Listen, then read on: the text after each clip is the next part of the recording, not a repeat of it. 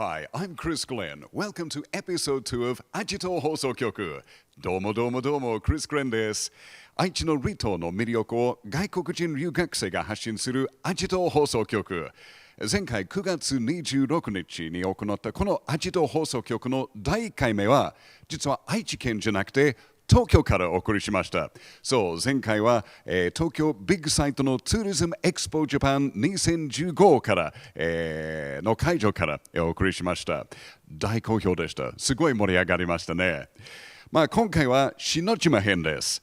篠島の式年遷宮を特集します。それが楽しみですよね。もう今一番行きたい島は、じゃあもしかして篠島かもしれない。なぜかというと、もちろんその大切な神社だけじゃなくて、僕は日本の歴史文化の大ファンです。特にお城オタクです。で、名古屋城が大好き。名古屋城の石垣の石のほとんどは実は篠島から取りましたですよね。あとやっぱり食べ物が美味しい。シーフードが本当に美味しいですので、それも後でシーフードのことをシーフード状態になるかもしれない。まずは、今回の、スペシャルゲスト、もちろん留学生のレポートを、紹介しましょう。タオさん、トシさん、レイさん、ナティさん、ブライトさん、ジアさん、そして翔太さん、よろしくお願いします。久しぶりです。元気が一番ですよね。ちょっと立ってるで硬いみたいですから、どうぞ座ってください。ゆっくりしましょう。前回本当に楽しかったね。楽しかったですよね。今回は結構楽しいみたいですね。篠島ですね。まずはね、ちょっと一人ずつ自己紹介お願いします。はい、皆さんこんばんは。私はタオと申します。ベトナムから来ました。今年で27歳になります。日本に来てから8年目になります。よろしくお願いいたします。お願いします。皆さんこんばんは、トシと申します。出身地は台湾の中部です。今年は31歳になりました。そうですね、今年の4月日本に来たばかりなので、まだ日本に滞在する時間が短いです。よろしくお願いいたします。お願いします。はい、次。はい、すみません、皆さんこんばんは、水野翔太です。今このメンバーの中で一番若い20歳なんですけれど今回案内役ということで少し、皆さんをリードしていきたいなと思います。出身地はもちろん日本でございまして、日本に20年間、住んでおります。どうぞよろしくお願いします。お願いします。はじめましてじゃないですね。はい、こんばんは。タイから来ましたブライトです。22歳です。日本に来て4年目になりました。はい、どうぞよろしくお願いします。お願いします。はい、次。はい、こんばんは。ジアと申します。今28歳でタイから来ました。で、日本は今年3年目なんでよろしくお願いします。こんばんは。インドネシア出身のナディです。今年21歳になりました。日本来て3年目ぐらいになります。よろしくお願いします。お願いします。皆さんはじめまして、レイです。中国から来ました。日本に来て今年3年目です。どうぞよろしくお願いいたします。よろしくお願いします。もう今回皆様初めて篠島に行ったんですよね。始めたんですよね。楽しかった。とっても楽しかったんです。いいことです。まず篠島はどこにあるか、ちょっと翔太さんお願いします。はい、紹介してください。こちらのフリップをご覧ください。はい、愛知の離島、篠島、今回篠島を取り上げますが、日間賀島、佐久島ございまして、篠島は一番伊勢湾から一番近いところにございます。で、近くの、漁港は一番近くから行けるところは、諸崎港というところがございまして、諸崎から、約4キロ、高速船乗りますと約10分で行けるところに位置しております。結構早いですよね。そうですね、10分だと船ちょっと乗ってイエーってやってるとすぐ着いてしまうんでどういう船乗りましたか？そうです、ここから名鉄観光ですか、はい、観光船がございますので、そこから乗って行くことができます。結構大きな船？そうですね、はい、40人50人もっと乗れるんですかね。はい、じゃあ結構大きいですね。そうですね、はい。なるほど。で、トシさんも篠島として今年は特別な年ですよね。そうですね、特別な講師です。はい、20年児童のその祭礼に立ち会いました。すごいでした。はい。すごいことみたいです。で、今回なんかお祭りもあったみたいですよね。そうですね。今回が20年一度行ってた、式年遷宮の祭りがありましたよ。でこの祭りに初めて参加しまして、この日はね朝からちょっと雨だったんですよ。でも皆さんはね子供たちと島民の、全員がみんなすごく元気で楽しそう踊りましたよ。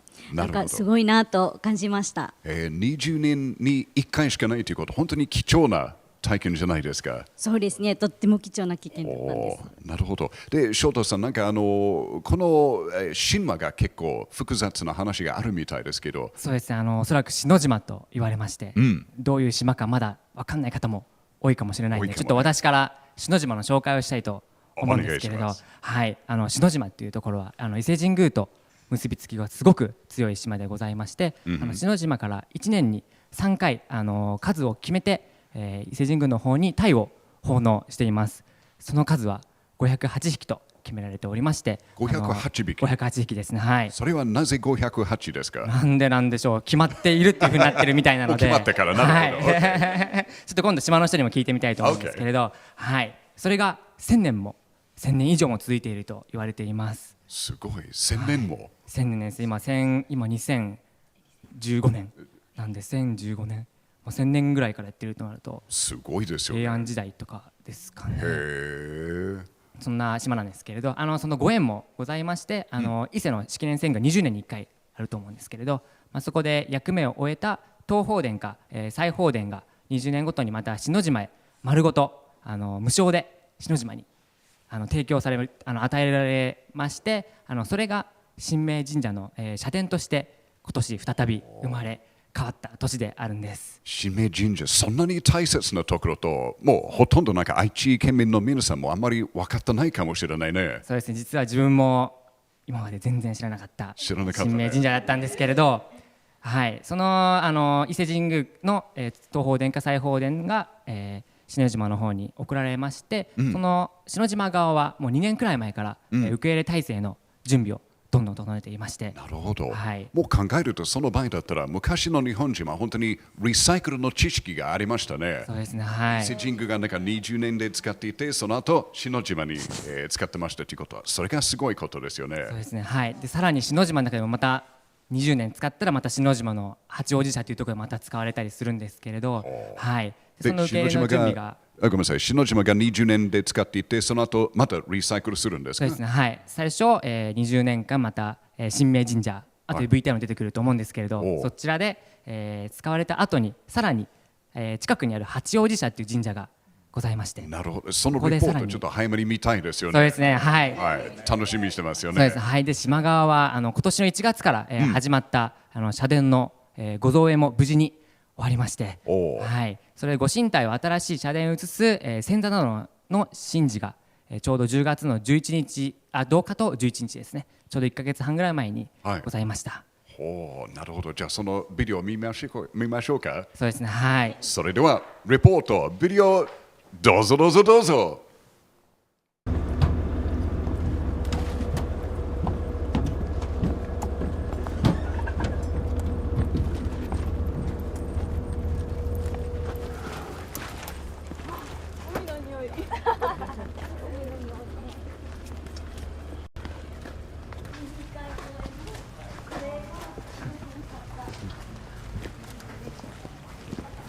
取れた。いいよ。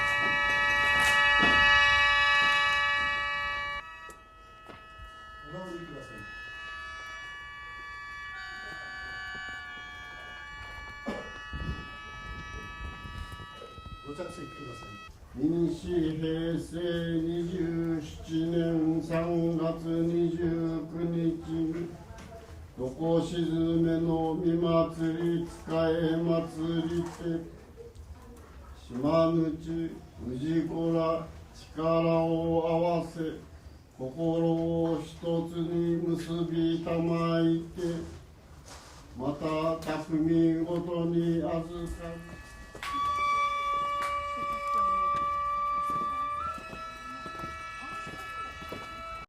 やっぱり小さい頃はこのような祭りを憧れていたんですよ。本当にそのテレビしか見れない場面で今日自分の目で見れて本当にすごく感動しました。はい、素晴らしかった体験だと思います。ね、私も初めてそのような、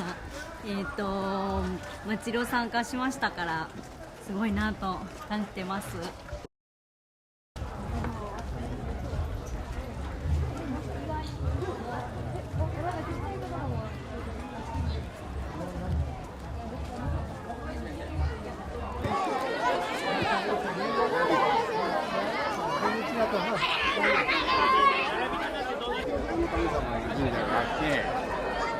新名社行って聞いてみてどういうことをやってるかっていうのを、このね向こうにさ八王子社って男の神様がこちら新名社って女の神様それが1月の3日正月の3日の日に夜に島の電気を全部消しちまって真っ暗にしてそれで向こうからご神体がこっちでお渡りするんです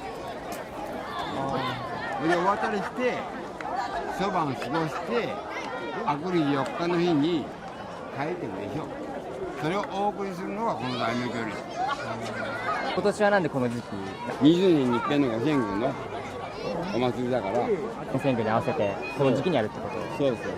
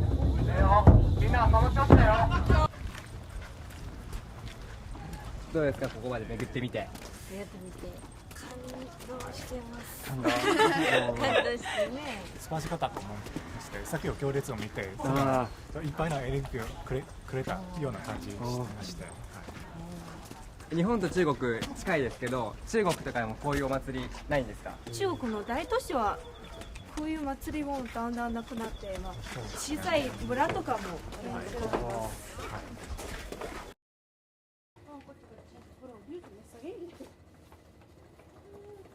よろしくお願いします。よろしくお願いします。アジト放送局っていうものがありまして、神明神社とはどういう神社かちょっと教えていただいてもよろしいですか？神明神社ですか、はい、神明神社とはですね、もう日本書紀の昔からある法紀っていう時代からこれあるんですけど、三重県の伊勢っていうところにある伊勢神宮ってご存知ですか？あそこの深い関わりのある神社でございます。大和姫の命の時代から関わりがございまして大和姫の命がこの伊勢からこの篠島の渡航中にこう篠島を見てこうなんて美しい島だみたいなので近郊で採れた鯛がとても美味しいということで今でもそちらの方に伊勢の領土とされている中手島というのがあるんですけど、そこでですね伊勢にですね毎年、この篠島で採れた鯛を塩漬けにいたしまして、これをおんべ鯛と呼んでるんですけど、それを毎年伊勢の方に奉納してるんです。そういう関係もございまして、伊勢の神宮さんの今回こうやって古材を用いて立て直すことができたのも、伊勢との深い関わりがあるもんですから。でもありますけども、それはちょっとこちらに置いておいて、とにかく焼却処分にしております。焼却処分はこの島建物の特徴についてお伺いしたいと思いますけど、神明神社と伊勢神宮、その建物の特徴は基本的に似ているものと違ったものは何でしょうか。違ったことはね、まずないです。東方殿という宝物殿を丸々いただいてきて、そのまま建てたものです。ただ違いというのが、屋根をご覧ください。屋根が銅板です。ここ伊勢である時はかやぶきなんです。もし20年後に戦後ができない時のために、今銅板葺きにしとけば、かやぶきよりも銅板葺きの方が年数的に持つじゃないかと、そういうようなその次の人に対するいたわりというのかな、次の世代に対する考え方で多分銅板になったと思います。神宮を建てるのはどれくらいの時間かかりましたか。私たちが作業を始めたのが1月の中旬でした。で10人の職人さんで9月の中頃までかかりました。完成まで。古材が届いてすぐ建て始めたんですか。古材が届いた時には神明神社というのは今のような状態でした。20年前の建物が建ってました。20年前の建物が神明神社、20年いただいてきた材料を作業小屋へ入れました。悪いとこカットして、それから削るという作業に削った結果がこれです。20年経った建物を、そうですね、3ミリから5ミリ削るとこれぐらいのきれいになります。でここを解体したものを今度は八葉社に、八葉社はここよりちょっと小さいものですから3分の2ぐらいです、大体大きさが。でそれに縮小しなきゃいけない。これはできたものを削るだけですけども、八葉社に関しては小さくするもんですから、これはちょっと大変です。7人で9ヶ月でここと向こうと建ててる。そうです。両方も9ヶ月ですか。また次20年後にこの式年遷宮ってあると思うんですけれど、20年後に向けてやっていきたいこととかやっていくべきことっていうのはございますか。そうですね、やっぱり島独特の文化、私は文化と思います。文化というようなものを継承していかないことにはこういうことができないもんですから、皆さんが節目節目に神社をお参りすると、正月になったらお参りするということがあるもんですから、また皆さんの心の中に皆さん神社っていうのをどっかに思ってる、そういうことがあるからまたできるのかなというふうに思います。いろいろとありがとうございました。ありがとうございました。で一回最後礼しておしまい。お金は最初ですね。最初から最初して。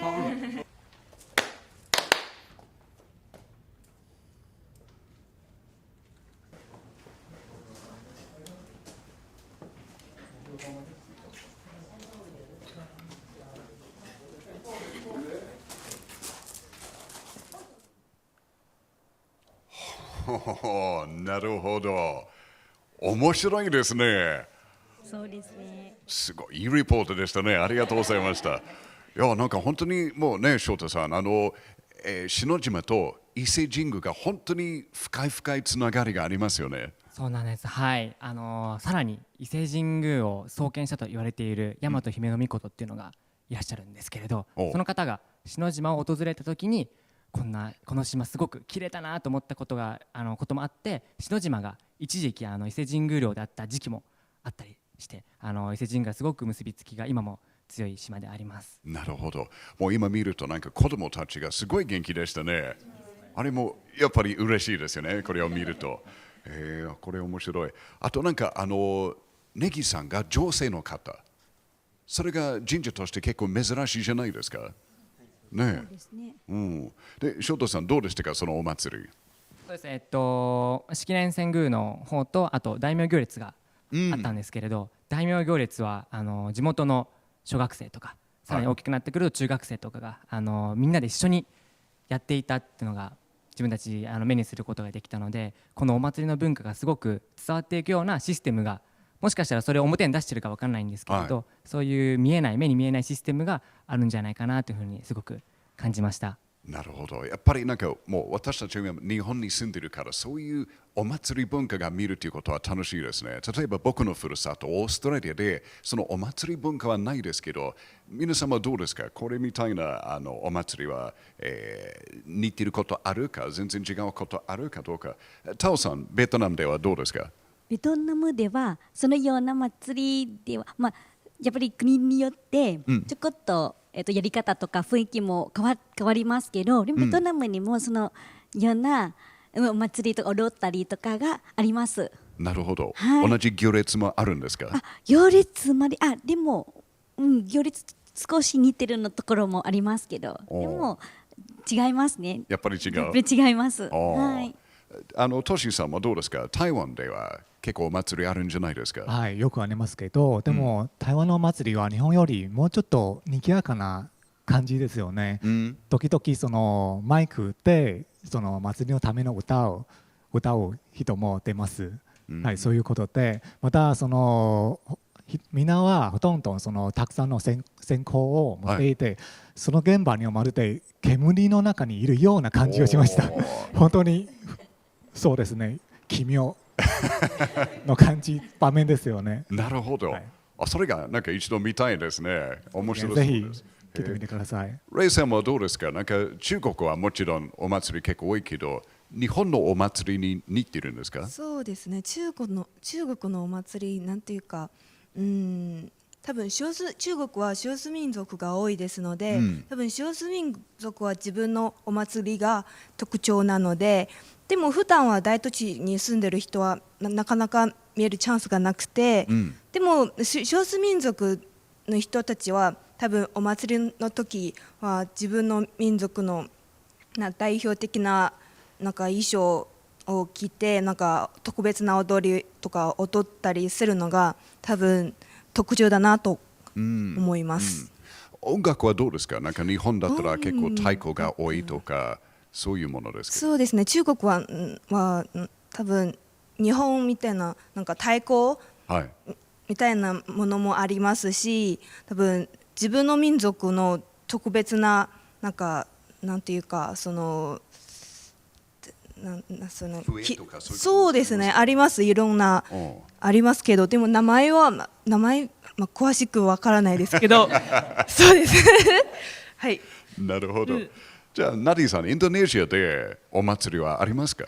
インドネシア自体は、宗教がすごい多いんですよ。なんか5大宗教、イスラム、ヒンズーとかキリスト教も仏教もいろんな宗教があるので、その一つの国でもうそのいろんな宗教のお祝いとかお祭りとか見れるから、すごい見れるのがすごい魅力的かなって思って、私が住んでいたバリ島ではヒンズー教の人が多いので、すごいそのヒンズー教自体のお祝いの仕方とかすごい派手なんですよ。で、そのお祭り一つ一つがすごいその住民の人のつながりが強い。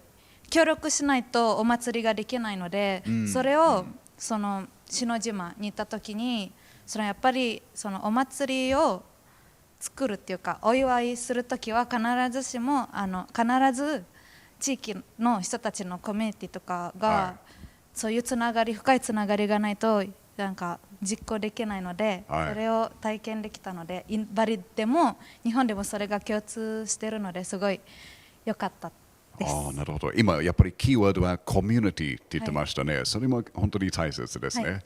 なるほど。ジャイさんの国はどうですか？タイではですね、日本と比べたら日本にいる間に私はなんていうか地方の祭りがよく見えますね。でもタイではなんか全国的な祭りが多いです。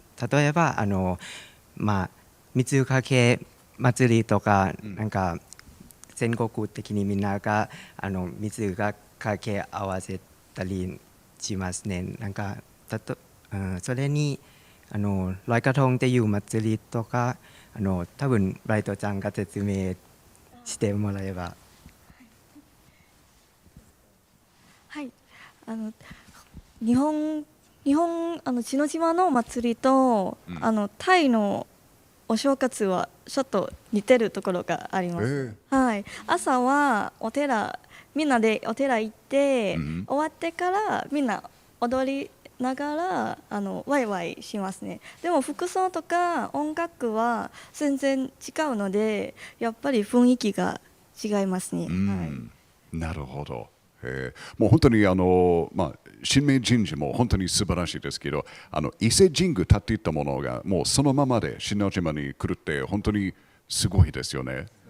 もうさっきも言ったけど、なんか私たちがしてるけど、ほとんどの愛知県民があんまり知らないと思いますね。もうそういう情報なんかこれから私たちの仕事として伝えなくちゃダメですよね。はい。翔太さんはなんかそういうことを見るとどう思ってるんですか？そうですね。自分もお祭り結構好きなんですね。なんかお祭りって言われるとみんな屋台があってちょっと花火を見るっていうイメージがもしかしたら大きいかもしれないんですけれど、式年遷宮とかですとその島の歴史とか文化っても分かって、こういう風で島ってなってるんだみたいな、人はこういう風にこういうことを考えているんだってことをもしかしたらちょっと間違ってるかもしれないんですけれど、そういうことを感じ取れる場所があるっていうのはすごく素敵な機会だなと思っていて、式年遷宮前は20年前、自分まだ生まれていなかったんですけれど、でもその20年がどんどん何回も、20年周期ですけどそれが続いていくっていうのはすごく、何でしょう、島の中でそのお祭りがすごく大切なものだというふうに位置づけられているんじゃないかなというふうに思いました。なのですごく厳かな雰囲気で、確かに大名行列が少し、面白そうな、楽しそうにみんな踊っていたりはしたんですけれど、全体として厳かな感じが魅力、一つ、印象に残っています。なるほど。もう本当に篠島がすごいたくさん魅力があるんですけど、間違いなしヒストリーがある、歴史がある、文化がある、美味しいものがあるんですよね。今なんかすごい盛り上がってるみたいですね。一番盛り上がってるのは食べ物みたいですね。トシさんは今回何か食べましたか？しらす、その丼を食べてきました。何の丼？しらす。しらす。はい。しらす食べたんですか？そうです。それでどうでしたか？大丈夫ですか？美味しかったですよ。美味しかった。もしかしてそれもビデオで撮ったんですか？そうです。なるほど。撮りました。じゃあそのグルメビデオどうぞどうぞどうぞ。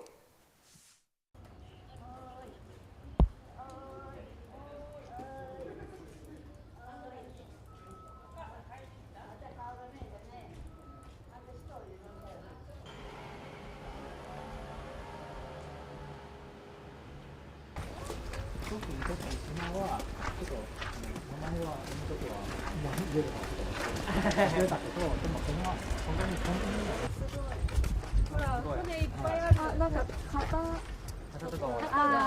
この祭りの鮮魚の明日オンベダイの奉納祭りっていうのがあって、また明日のまた違うお祭りが多分明日のための用意。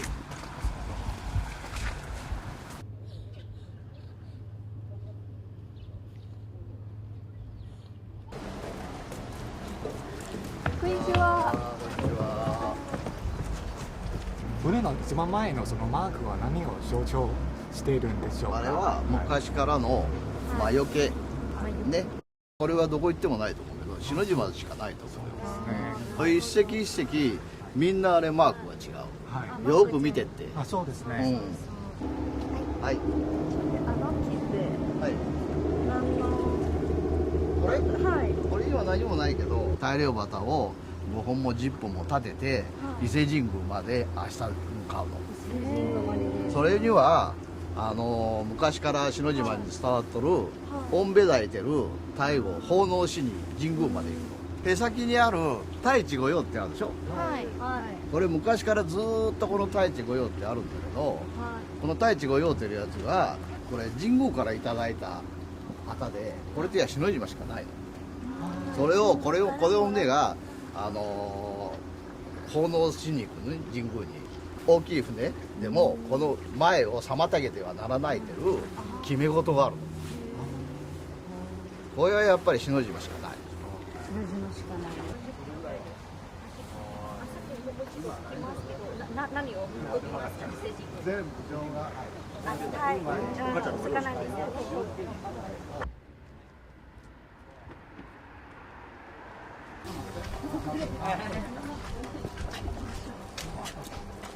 どこ？現在地はね、どこ行くんですか？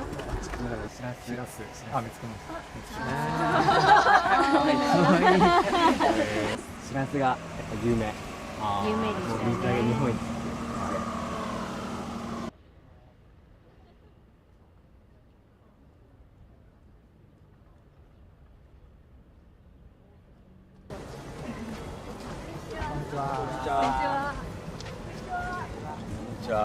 しらすが食べられるって話を聞いたんですけれど、一緒に連れてもらってもよろしいですか？向こうで食べれますので。はい、お願いします。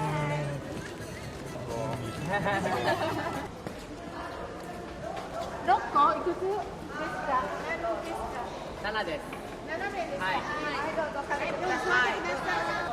ありますよ。ちょっと多いそうじゃない。もう一つ。ありがとうございます。美味しそうこれ。美味しそうなしらす丼ですけれど、しらす丼食べたことない人。はい、ないです。あ、4人、半分以上いるんですけれど。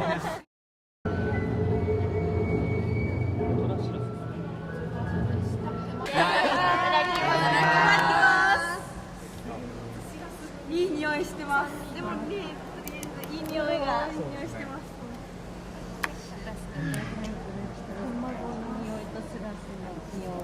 あったかいです。美味しい。味付いてます。美味しいです。幸せ。京太さんも試してね。ナディはどう？しらす始めたの？美味しいね。なんか意外と臭みがない。なんか最初は臭みがあるのかなって思ってたんですけど、全く臭みがなくて美味しいです。最初見た時に白い色だから味がないかなと思って実際に食べてみるとすごく嬉しいです。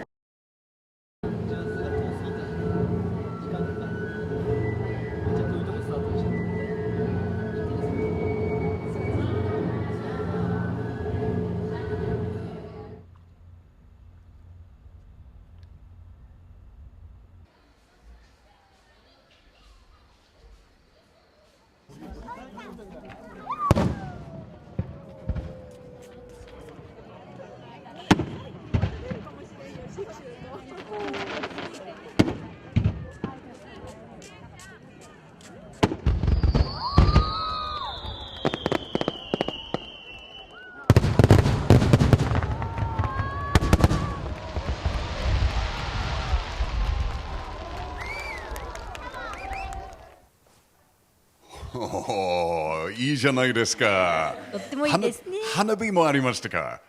ラッキーじゃないですか。とってもラッキーです。いいね、いいね。で、なんか道が結構、街の道が結構狭くて、でもカラフルみたいですね。そうですね。結構なんか黄色とかいろんな色が塗っていったみたいですね。はい。へえ。あとすごい本当に楽しかったみたいけど、しらす本当に大丈夫でしたか？なんかナディさんのリアクションでなんかどうでしたか？本当に美味しかったんですか？なんか最初はちょっとなんか臭み、私すごい臭みに弱くて魚の、でもなんか食べてみたら全く臭みがなくてとても食べやすかったし、あと最初そんな小さい魚食べれるのかなって思ったんですけど、インドネシアではそんな小さい魚食べないから、わかるわかる、だからちょっと最初は戸惑ってたんですけど、食べてみたらすごい美味しかったです。どうですか？今回しらす初めて食べた方は、あ、じゃあ本当に半分でしたね。どうでしたか？すごい笑ってるみたいな。本当のこと言ってもいいよ。はい、タイの料理は生ものとかはあんまりないんですね。最初見た時に食べれるかなって心配してて、食べてみてさっぱりして臭みもぬるぬる感もなくて、はい、とにかく美味しかったです。よかった。あとでジアさんでしたか？そう、ジアさんどうでしたか？なんかなんていう見た目が真っ白で味があるかなと思って最初はです、でもそれになんかタイのこのようなシラスのような小さい魚だとだいたい開けて食べることなんで、なんか見たらは味はどうかなと感じて、食べたら本当に美味しかったです。本当に美味しかった。本当に美味しかったです。よかった。よかった。もうさっきナリさんが言った通り、なんか例えば、僕のふるさとオーストラリアでもこんなにちっちゃい魚を食べるのはもうありえないです。あとやっぱり欧米人が例えば、食べ物がまだ、魚だったらまだ頭がつながっているとか、鶏でまだなんか目が見るならもうそれがありがないという状態ですから、ちょっと怖いですけど、ごめんね、ありがとう。すいません。そう。でももう全然問題ないでしたか？ないです。美味しかった。美味しかったです。結構なんかシンプルな料理みたいですね。そうですね。もうご飯ドーンでその上にしらすドーンでちょっとなんか卵ドーンってことしらすドーンができたんですよね。でもやっぱり最初見た目では白い魚でね、なんかちょっと寂しいなと感じましたけど、でも匂いがねすごいんですよ。やっぱりすらしの匂いと海苔の匂いと、匂いというより香りですね。香りです。そう、すらしの香りと海苔の香りと卵の香り混ぜて、最初はねすごく美味しかった。美味しそうな感じはしましたよ。なるほど。で食べてみたらやっぱりこの味がいいなと思ってて、さっきのビデオでもみんな見ましたね。今見ても食べたいなと感じました。まだ食べたい。いいことじゃないですか。だからぜひみんな機会があればぜひ篠島行ったらぜひしらす丼を食べてください。嬉しいね。だってもうしらすということはもうパッとかぶとなんか静岡県と思っている方が多いんですけど、実はもう違うんですよね、翔太さん。そうです。篠島のしらすは年間の水揚げ高が実は3000トンもございまして、3000トン、ちょっと予想がつかないんですけど、想像がつかないんですけれど、この3000トンって日本一の、水揚げ高を漁獲量を誇っています。3000トン。1匹は何グラムでしょう？想像できますか？これ1グラムでもないですね。なんか3000トン。はい。すごいですよね。愛知県ですごいですよね。篠島がすごいですよね。そうですね。はい。本当に。いや、素晴らしいですね。そういえばその季節だったらフグも結構美味しいじゃないですか。ね、食べましたか？でも、食べなかったんですが、もう写真がとか島民の方の話では、なんかすごく有名なと分かってましたよ。ぜひ食べたいです。で、トシさん、篠島はもうどんな島でしたか？そう、一言で言えば魅力いっぱいの島でした、という感じで。なるほど。タオさんどうですか？私はね、やっぱり、最初篠島行って一番印象残ったのが、海がとっても綺麗ですよ。海の水が青くて、で砂浜とっても綺麗です。でも、祭りも参加することができまして、やはり篠島では、観光が綺麗なところだけではなくて、歴史的も持っている島だと感じます。いいことですね。皆さんどうですか？やっぱりもう一回篠島に行きたいんですか？行きたいです。行きたい？夏。水着を持って行きたいです。いいね。いいね。どうですか？やっぱりビーチが綺麗でしたか？ビーチが綺麗だったです。なんか夏に行ったらもっと最高だと思います。そして自分も夏に実は篠島行ってるんですけれど、宇都宮とかすごい混んでるじゃないですか。でも篠島ですと少し人は少ないので、はい、子供連れとか親子連れだと結構有意義に遊べるんじゃないかなというふうに思います。じゃあ分かりました。ちょっと秘密ような感じで篠島のビーチがすごい綺麗ととりあえず言わない方がいいです。そうすると来年私たちが行くとなんかすごい綺麗に空いてるビーチになりますね。そういう秘密をバレるとなんかみんなが好きに行くかもしれない。私もね、行った時が写真をいっぱい撮りましたよ。で写真をフェイクボックスアップして、ベトナムの友達でみんなが見て、こんな愛知県ではこんな綺麗なビーチがあるのがみんな知らなかったんですよ。みんなもね、ぜひ夏になるとタオさん連れて私たちも行こうかなとみんないましたよ。なるほど。ぜひやっぱりベトナムの今日本に住んでいるの、ベトナム人たちも宣伝したかなと。わかりました。じゃあ来年の夏はもう一緒に友達とか国々の友達も一緒に篠島のビーチに遊びに行きましょう。それが楽しいかもしれない。すごい楽しみですよね。まあ本当に愛知県の皆さん、日本の皆さんはどうしても篠島に行かなくちゃダメですよね。たくさん魅力がある。で次回のアジト放送局は実は、11月末の予定です。次回のレポートはひまかじまです。ひまかじま。楽しみにしてますよね。僕も楽しみにしてますから。ですよね。ですよね。OK。まあ、実は最後としては、昨日から公開された、チータ娘が出演する離島の、プロモーションビデオ、で、お別れしましょう。ということで、本当にありがとうございました、皆さん。ありがとうございました。今度のレポートは楽しみです。We'll catch you next time for more of the same on アジト放送局。Bye for now! バイバイ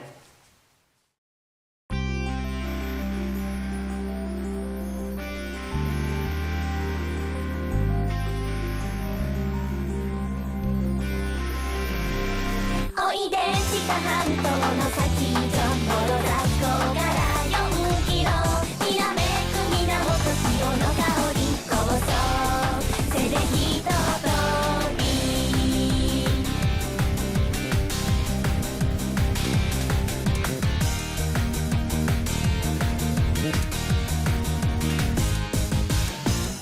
実は由緒のあるパワースポットさ花火玉の宮がおわすのがオンベライスマイお伊勢様の漁が取れたての海の幸誉れしらすシャコハモたらふく食べたいもの最高から4キロ近くも遠くもないこの距離いいね食休めにおいで北半島の先上モロ最高から4キロきらめく源潮の香りこそせめひととび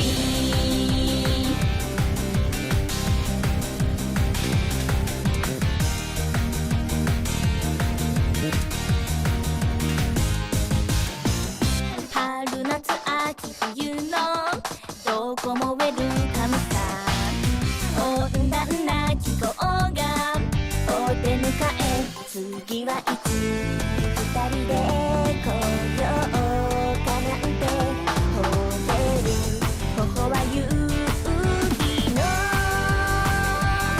せじゃないしらすシャコハモたらふく食べたいもの最高から4キロ輝く夕日と海の彼方